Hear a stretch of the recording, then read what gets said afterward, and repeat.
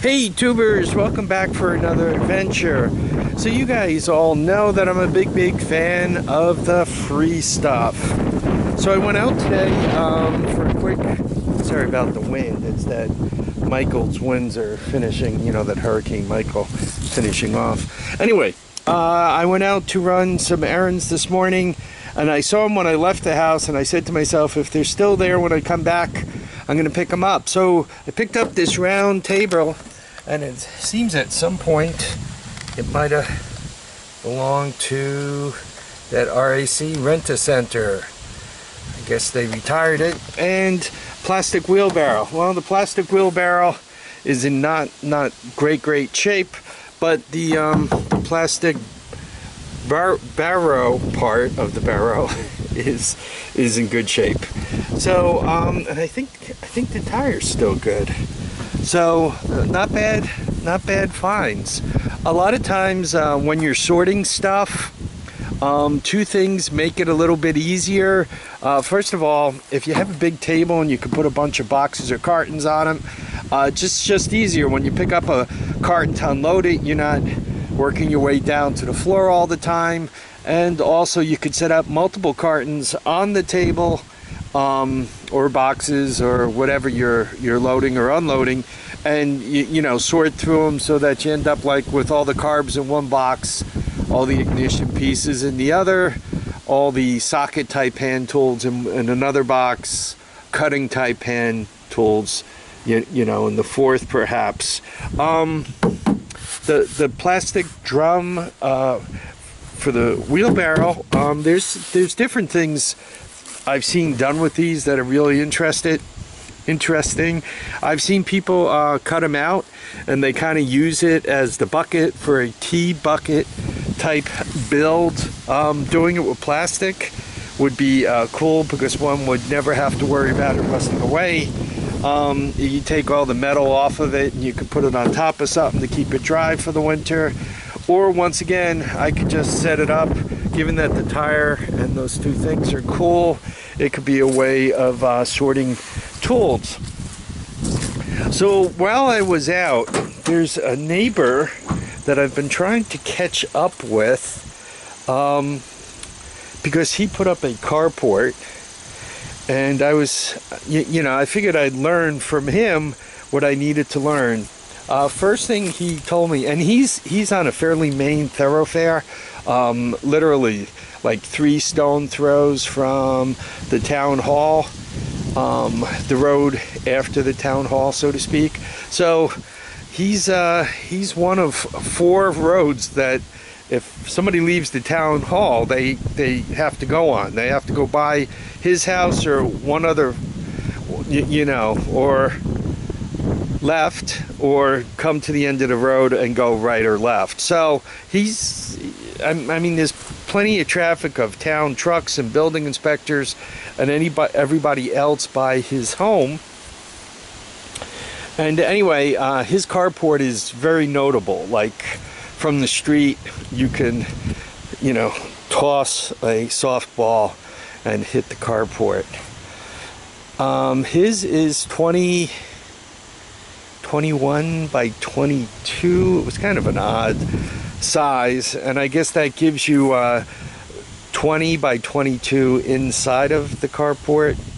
He set his up with the roof, so it kind of hangs over like my house there, kind of roof. He doesn't have the one just shaped like a bend, right? And he doesn't have sides on his. He just has a roof and it's opened on all 4 sides. Cost him I think he said $1,800 to have it put up. He says the Carolina carport people put it up for him. He says it's an upgraded model, heavier metal, higher wind capacity and all those other type things. It seemed to be fairly well made, and the metal seemed to be pretty well made, and it seemed to be anchored to the ground fairly well. I mean, they seem to do it right. I looked it over. I didn't notice anything that I would say, well, you know, you might want to do this, that, or the other thing. It looked like they did everything just about right. particularly they really did anchor it to the ground really well, which is important, right? If one side comes up in the wind, right, the thing is now scrap metal.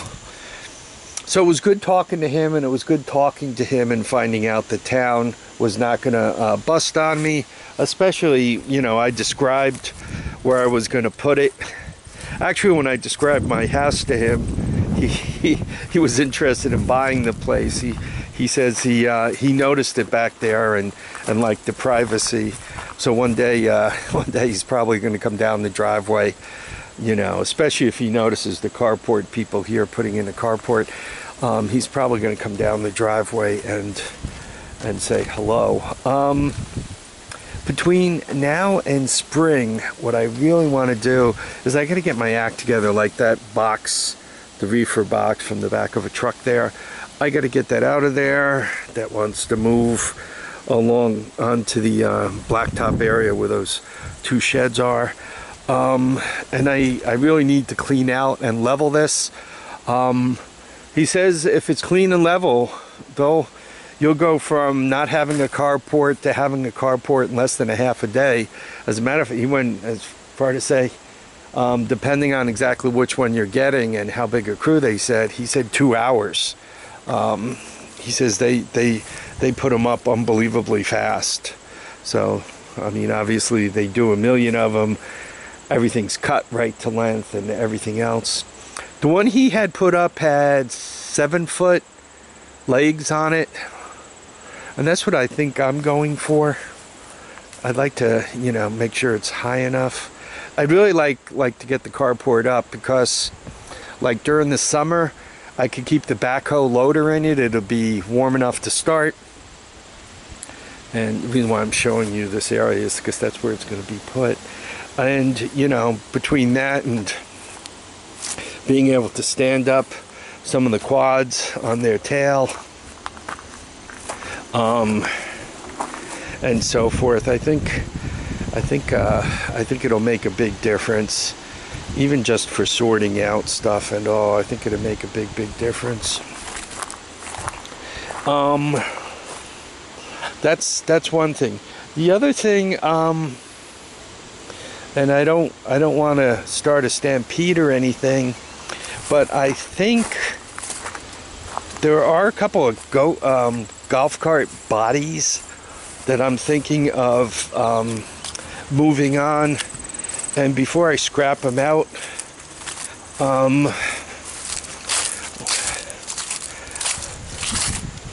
I mean, what I'm going to do, I'm not exactly sure which one. Well, actually, I have one already that I want to get rid of.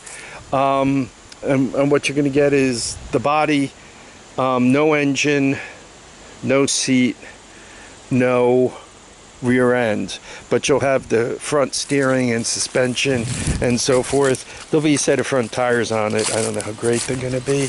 It's a good starting point if one wants to start building things. It's a lousy starting point if, oh, I'm going to get that golf cart and put it together and make it run. Forget about that. Don't even think about that. You know, dream about something else. What it would be good for is, once again, a starting point for a build, because you'll have the rack and pinion steering, you'll have your basic frame and everything else. Most people with these things, they kind of put tractor seats on them anyway. This will give you the ability to create your own custom suspension and roll cage and lift kit and everything else you want to do. So anyway, I want to thank everybody for watching and commenting and subscribing. Please keep your feet down, keep your heads up, and get out there and enjoy each and every day. Bye now.